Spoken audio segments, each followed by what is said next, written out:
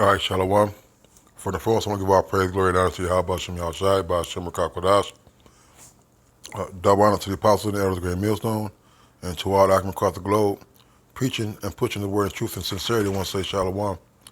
This is Diane now from the Great Millstone Campus, Chicago, with a lesson.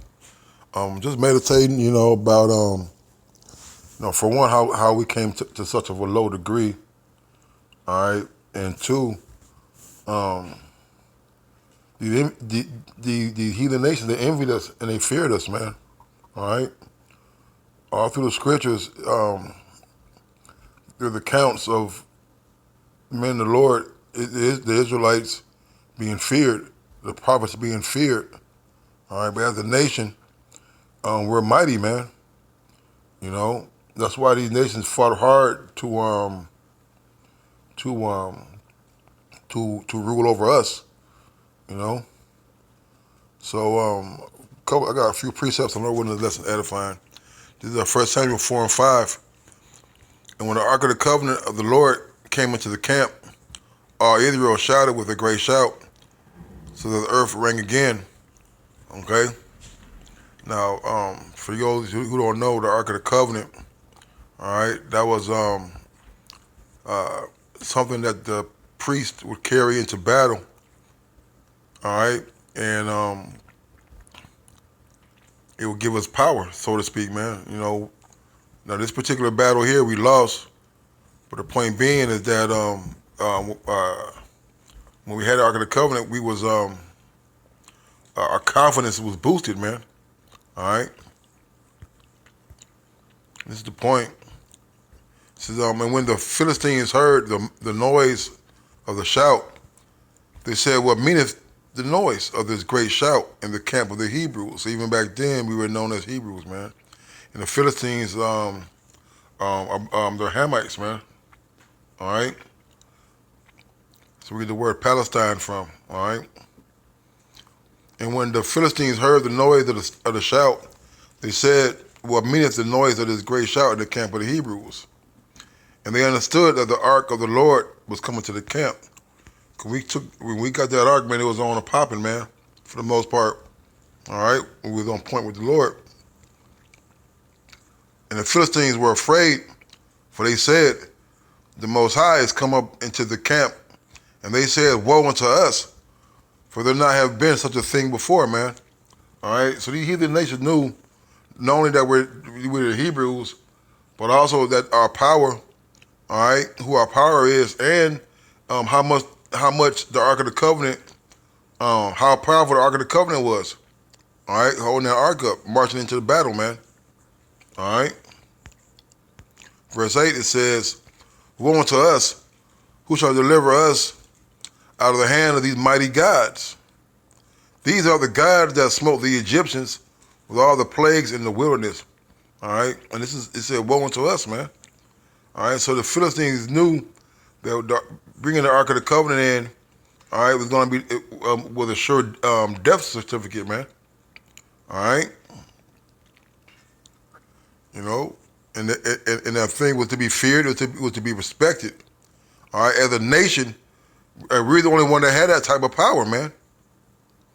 All right, and the Philistines were mighty, man, mighty warriors, man. All right, and they feared. All right, they feared us, man. Cause when the Lord took down Egypt and we spoiled the Egyptians and walked around in the wilderness for those 40 years, all right, the land knew about it, man. Okay, when they were marching, we were marching and walking through the wilderness and going through different lands. All right, those people feared us. All right, Judith.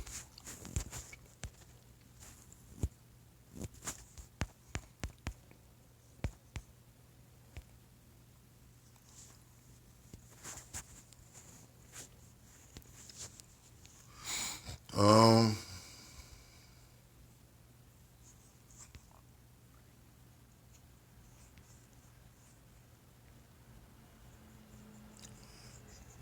this is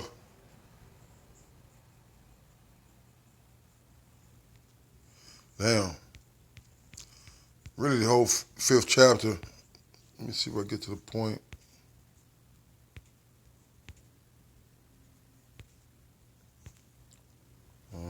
Let's see.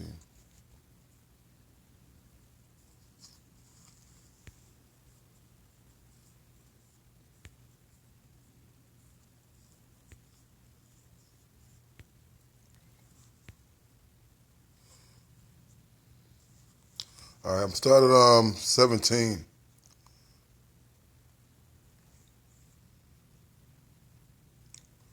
Um, Judah 5:17. And whilst they sinned not before their power, they promised a slacket.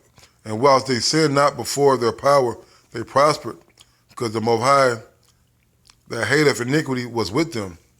All right, so this is I believe it was a Moabite, might be an Ammonite.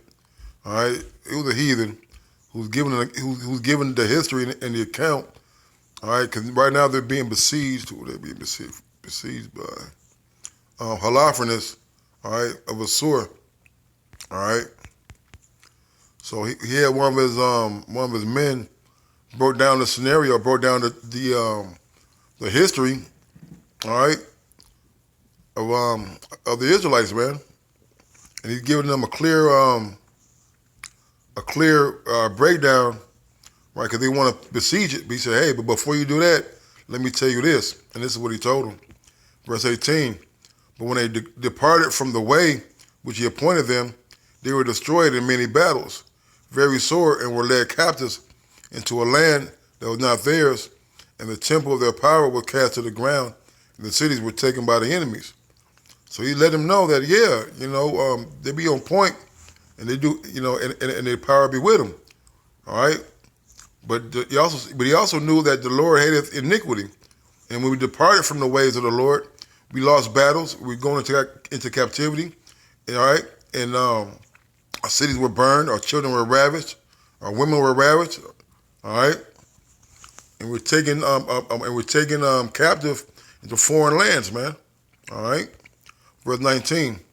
But now are they returned to the power, and are come up from the places where they were scattered, and have possessed Jerusalem, where the sanctuary is, and are seated in the hill country, for it was desolate.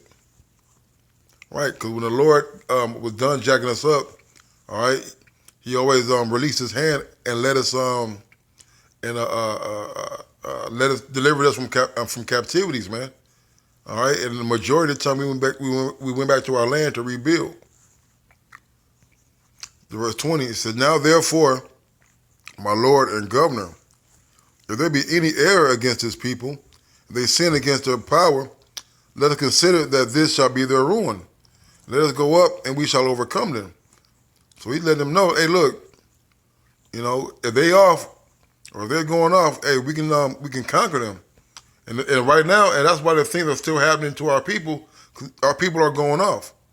That's why we're still here in the land of our captivity. Verse 21 is the point.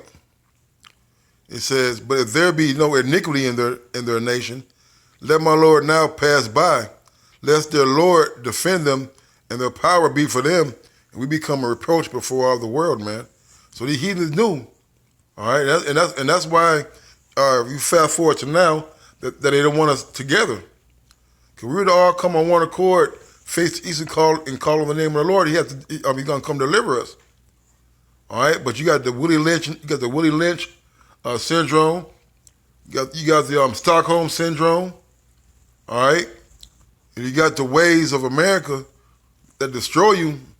All right, that keep our people at odds, man. They keep our people separated by all types of devices, man. I was watching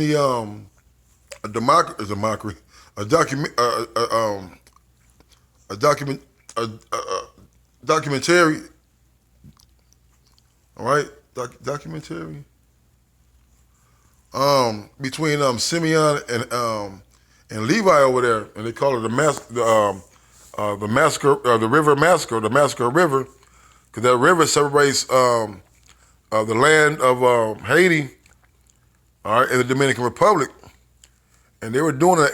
They had Levites, Haitians, who were born in the land of Dominican Republic, but they were darker and they spoke Creole. So the Simeonites, the Dominicans, they hated them, man. They were going through the houses, beating them, putting them on fire, or hanging them, lynching them. They want them out the land. All right, but that division, all right, is perpetrated through propaganda. All right,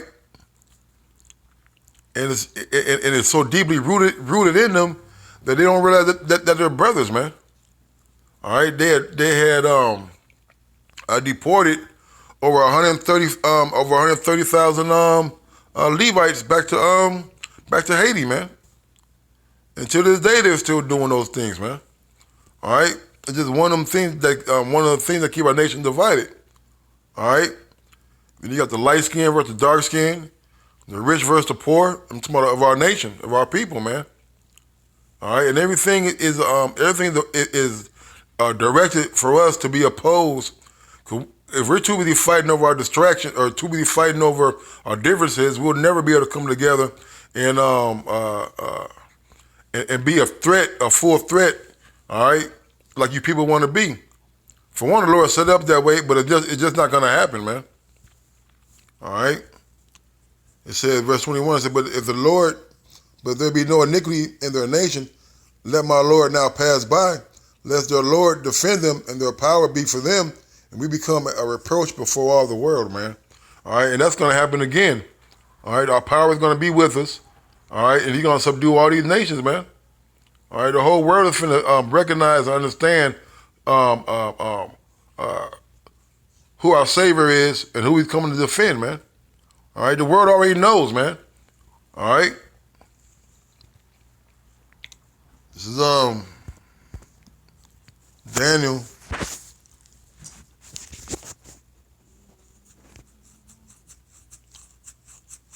What was it? Daniel 3.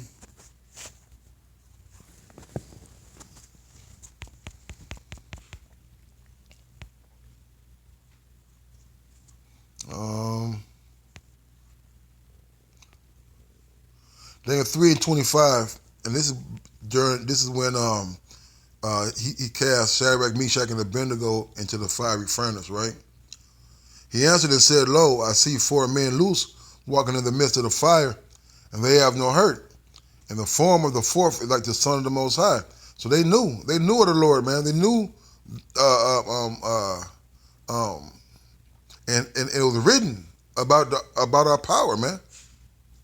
All right, that's why they said Ezra, remember Ezra or Nehemiah, right? Where they had they wrote a letter to the king, all right, and said, look, when you let them build, they're gonna rebel.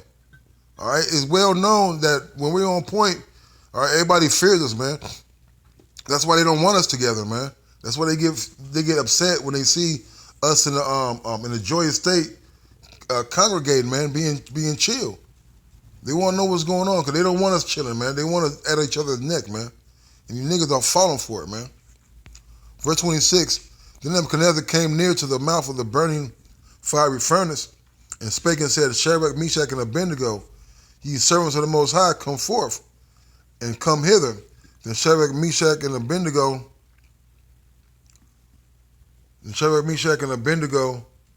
came forth of the midst of the fire. And it says, and the princes, governors, and the captains, and the king's counselors, being gathered together, saw these men upon whose bodies the fire had no power, nor was any hair of their head singed, neither were their coats changed, nor the smell of fire had passed on them. Then Nebuchadnezzar spake and said, Blessed be the power of Shadrach, Meshach, and Abednego, who have sent his angel and delivered his servants that trusted in him, and have changed the king's word, and yielded the body that they might not serve nor worship any power except their own power. Therefore I make a decree that every people, nation, and language which speak anything amiss against the power of Shadrach, Meshach, and Abednego shall be cut in pieces, and their houses shall be made a dunghill, because there's no other power that can deliver after this sort, man. All right? all kings are gonna bow. All heads are gonna bow and honor Yahweh Shem Yahushai, man. All right, okay. It's inevitable. Daniel 4.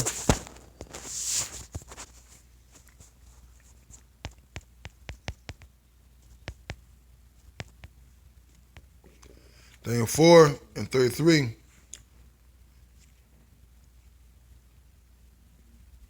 Man. Um,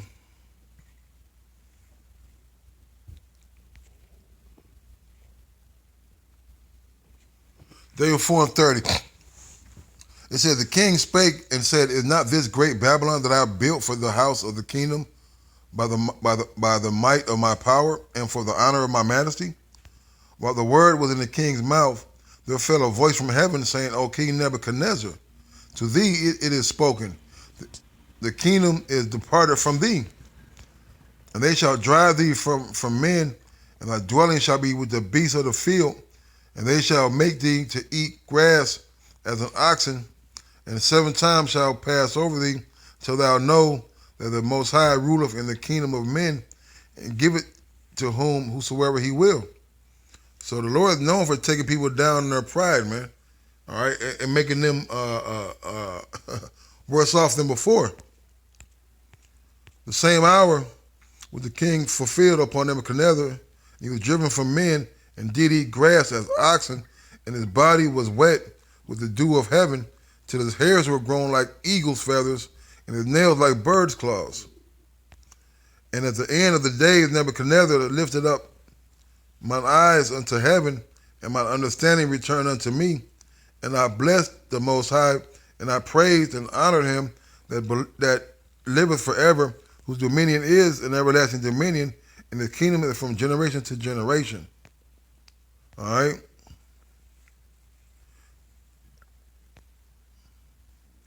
You know? So, after the Lord had jacked him up, made him like a wild beast, he gave glory to the Lord again, man. No other power has done this, man. Not no Buddha or freaking Amun Ra, all right? Ramen noodle, all right? Those things have never been done before, man. And Nebuchadnezzar was a great, mighty, was a great and powerful king, man. And a very prideful king at that. All right, now he started getting prideful again, but there were times where the Lord humbled his ass, man. Yeah, these nations know our power, man. How much more we should know, you know? Joshua.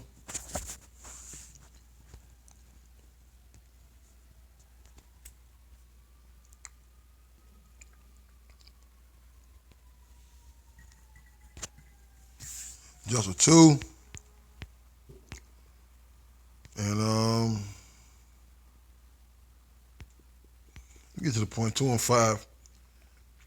All right, we all know about the story about Rahab, all right? This is Joshua 2 and 5. And it came to pass about the time of shutting of the gate, when it was dark, that the men went out whither the men went, I what not, pursue after them quickly, for you shall overtake them. Right, so this is the account where Rahab is telling the guard, so to speak, all right, where those men, okay? All right, because she had hit them, all right? But she had brought them up to the roof of the house and hid them with the stalks of flax, which she had laid in order upon the roof. And the men pursued after them the way to Jordan unto the fords, and as soon as they which pursued after them were gone out, they shut the gate. And before they were laid down, she came up unto the before they were laid down, she came up unto them upon the roof. And she said unto the men, I know that the Lord Yahweh hath given you the land, and that your terror is fallen upon us, and that all the inhabitants of the land faint because of you. For we have heard how the Most High Yahweh dried up the water of the Red Sea for you, when you came out of Egypt, and what ye did unto the 2 kings of the Amorites that were on the other side of Jordan, Sihon and Og, whom he utterly destroyed. And as soon as these And as soon as we had heard these things, our hearts did melt. Neither did there remain any more courage in any man because of you. For Yahweh, your power, he is the power in heaven, above and beneath the earth. All right? So when we coming out of Egypt doing our due, man, hey, that word traveled, man. That nobody was able to stand up against us, man. They feared. They knew the might and the power of the Egyptians. But guess who delivered them? Yahweh, man. And they knew that name. All right? This is Ezekiel.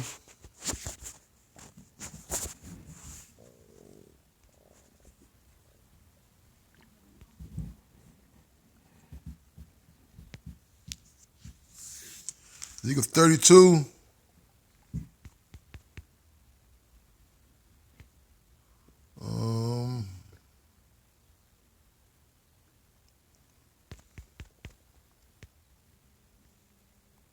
Let's see.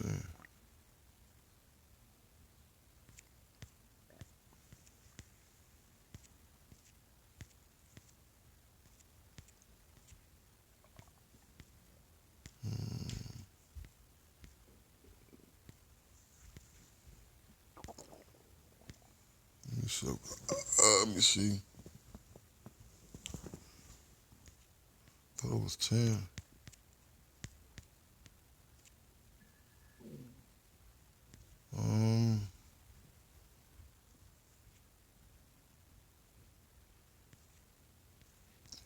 Damn.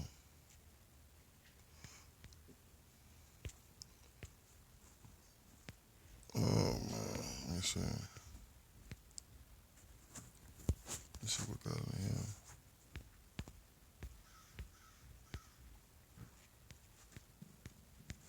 Oh, all right. Well, I'm gonna go. Let me see.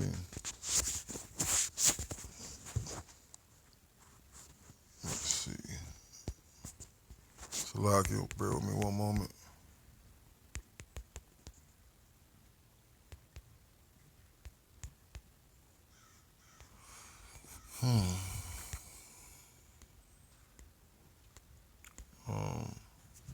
All right, we're gonna I'm gonna close it on Revelations.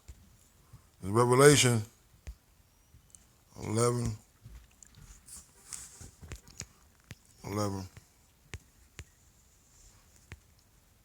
Oh, right. Breath for nostrils. I got it. Water apple.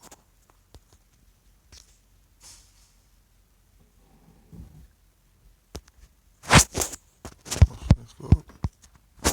All right.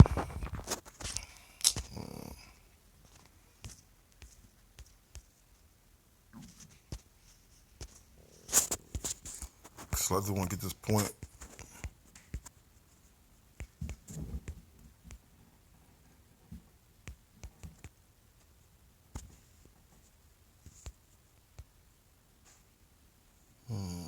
Damn. I was gonna get this in Revelation and the Revelations.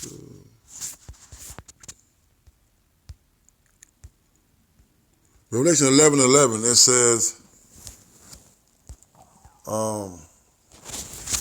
11:11. After 3 days and a half, the spirit of the life for the Most High entered into them, and they stood upon their feet, and great fear fell upon them which saw them, and they heard a great voice from heaven saying unto them, "Come up hither." And they ascended up to heaven in the cloud, and the enemies beheld them. All right. So after the 3.5 days, man, it was the last days, man.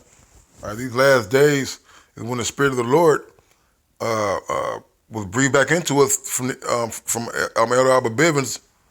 All right, letting us know that we're Israelites, letting us know that the Native Americans and Latinos are part of the tribes.